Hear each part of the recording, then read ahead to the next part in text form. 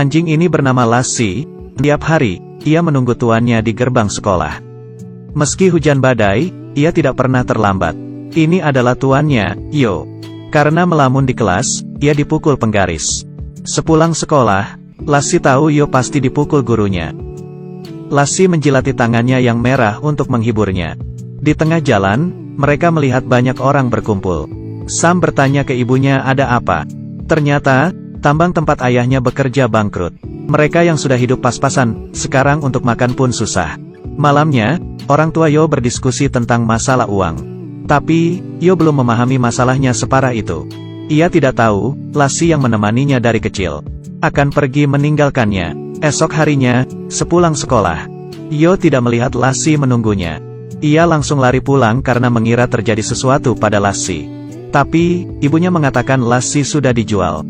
Kesetiaan Lassie lebih dari yang kita kira. Siapa lagi yang lebih setia dari manusia kalau bukan anjing? Lassie sangat sedih berpisah dengan Yo. Lassie dibeli oleh seorang bangsawan. Karena cucunya, Kali sangat menyukainya.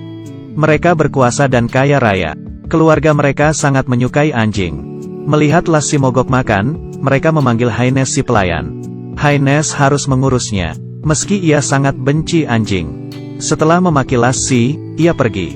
Sorenya, Lassie ingin kabur. Karena ini sudah waktunya menjemput Yo. Lassie terus menggali. Tak lama ia berhasil membuat lubang dan keluar dari sana.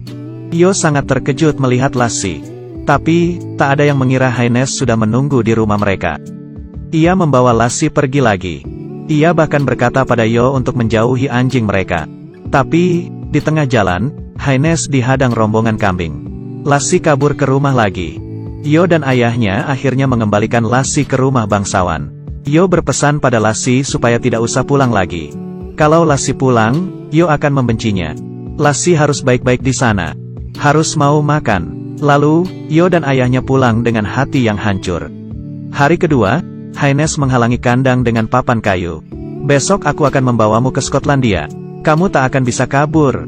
Lassie memperhatikan tinggi kandangnya. Haines merasa kandang itu sudah cukup tinggi. Lassie tidak mungkin kabur. Lassie berputar-putar dan terus mencoba. Lalu, ia berlari kencang dan berhasil lompat keluar. Haines terkejut melihatnya. Ia sangat marah dan pergi ke rumah Yo untuk mencarinya. Tapi, Lassie tidak di sana. Haines berkata bahwa mereka akan ke Skotlandia besok. Keluarga Yo harus mencari Lassie secepatnya. Ayahnya akhirnya menemukan Lassie bersama Yo di tempat mereka main. Ia berkata pada Yo bahwa Lassie bukan miliknya lagi. Karena ayahnya telah menerima uang mereka.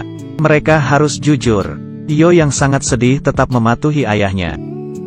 Yo sekeluarga membawa Lassie naik kereta. Setelah berhari-hari naik kereta, mereka pun sampai di Skotlandia. 1.200 km jauhnya dari rumah. Rumah bangsawan sangat megah. Lassie diperlakukan amat istimewa di sini. Bangsawan bahkan mencarikannya pacar. Tapi, Lassie sama sekali tidak tertarik. Ia hanya ingin hidup bersama Yo. Haines ditugaskan untuk menjaga Lassie, supaya Lassie beradaptasi dengan rumah barunya. Tapi, Haines merasa kedudukannya lebih rendah dari anjing. Haines curi-curi kesempatan, dan membawa Lassie ke tempat sepi. Ia melepas sabuknya, dan memukuli Lassie. Tapi, Haines terlalu kencang menarik hingga kalung Lassie putus. Kesempatan emas datang. Lassie segera lari. Haines mengejarnya sambil memegangi celananya. Tapi, celananya melorot, dan jatuh tepat di kotoran Lassie.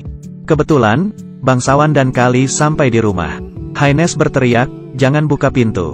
Tapi, Kali tidak mendengarnya. Ia membuka pintu gerbang. Lassie menggonggong padanya seperti berterima kasih. Lalu melesat kabur. Bangsawan melihat Haines yang memegang sabuk, yang berarti Lassie dipukuli. Tidak ada seorang pun yang boleh memukul anjingku. Kamu saya pecat. Yo yang kangen Lassie tidak sanggup makan. Ibunya terus membujuknya. Tapi, Yo tak bergeming. Lassie seharian berjalan. Tiba-tiba hujan turun. Ia terpaksa berteduh di reruntuhan semalam. Esoknya, ia melanjutkan perjalanan. Sesampainya di jalan, ia nyaris ditabrak mobil. Untung saja, ia merunduk tepat waktu. Luar biasa. Lassie berjalan sejauh 1.200 km demi bersatu dengan tuannya. Ia tidak tahu perjalanan berikutnya akan sangat sulit. Tapi, Yo adalah segalanya bagi Lassie. Lassie yang kelaparan 2 hari. Mampir ke rumah seorang penduduk desa untuk minta makan. Tapi, Lassi dikira mau mencuri ayam. Lalu mengusirnya dengan senapan. Lassi hanya bisa minum untuk mengisi tenaganya. Ia lalu mendaki pegunungan. Sungai-sungai ia seberangi. Akhirnya, ia tiba di sebuah kota. Ia berniat mencari makan. Tapi, ia malah dikejar oleh penangkap anjing liar. Lassi ingin melawan. Tapi, ia terlalu lelah karena kelaparan.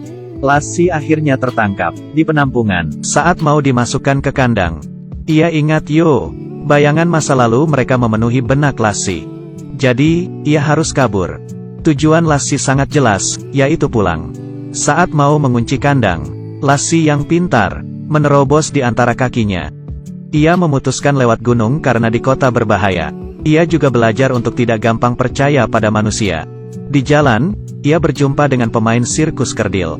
Ia iba pada Lassi dan memberinya makan. Tapi, Lassi hanya menciumnya dan tidak memakannya.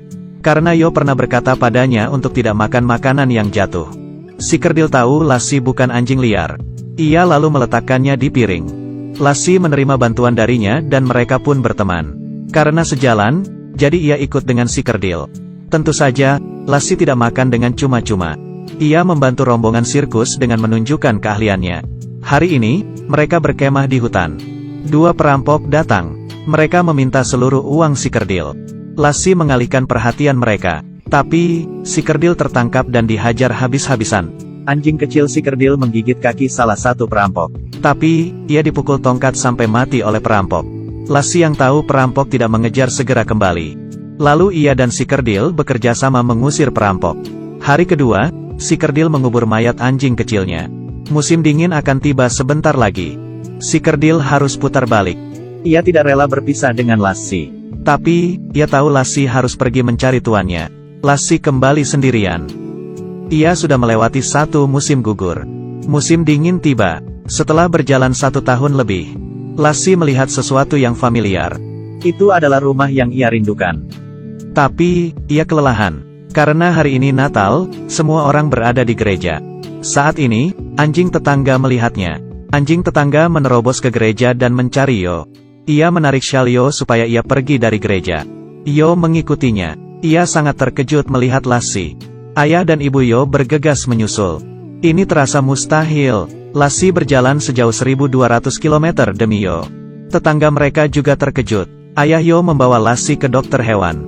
Dokter berkata, jantungnya masih berdetak, namun lemah. Kemampuan bertahan hidup hewan tak sekuat manusia. Lassi sudah mengerahkan seluruh tenaga. Setelah bertemu Lassi puas. Ia dapat tenang pergi. Aku tidak bisa menjamin Lassi dapat bertahan. Kita hanya bisa berdoa. Haines yang dipecat mencari Lassi ke rumahnya lagi. Ia membawa polisi bersamanya untuk merebut Lassi. Lassi sudah dibeli oleh tuanku. Hari itu, bangsawan kembali ke Yorkshire untuk merayakan Natal. Polisi membawa Lassi pergi ke rumah bangsawan untuk diklaim. Bangsawan yang melihat Lassi sangat terharu. Setelah memeriksanya, ia berbohong bahwa itu bukan anjingnya. Haines tidak henti-hentinya berdebat. Bangsawan sebenarnya ingin memintanya kembali bekerja. Tapi, setelah melihat kelakuan Haines, ia memanggil 2 anjing galaknya untuk mengejar Haines. Setelah beberapa hari, Lassi akhirnya pulih. Bangsawan mencari mereka. Ia berkata sedang kekurangan orang. Ia bertanya apakah ayah bersedia membantu. Bila bersedia, mereka sekeluarga dan Lassi bisa pindah ke dekat rumahnya. Ayah tentu saja setuju. Tak lama, Lassi melahirkan 7 anak anjing. Dan Kali menjadi teman baik. Kesetiaan seekor anjing lebih dari yang kamu kira. Anjing adalah satu-satunya makhluk yang mencintaimu lebih dari apapun. Ia tidak akan meninggalkanmu meski kamu miskin dan jelek. Selain anjing, siapa lagi yang bisa? Ia menyerahkan seluruh hidupnya padamu. Tanggung jawabmu hanyalah menjaganya. Bila anjing mencintaimu, itu untuk selamanya. Ia tidak peduli apapun yang terjadi padamu. Ia akan melindungimu dengan nyawanya. Kalau tidak suka anjing, jangan sakiti mereka. Aku Kaki Minyak si pecinta anjing. Terima kasih dan sampai jumpa.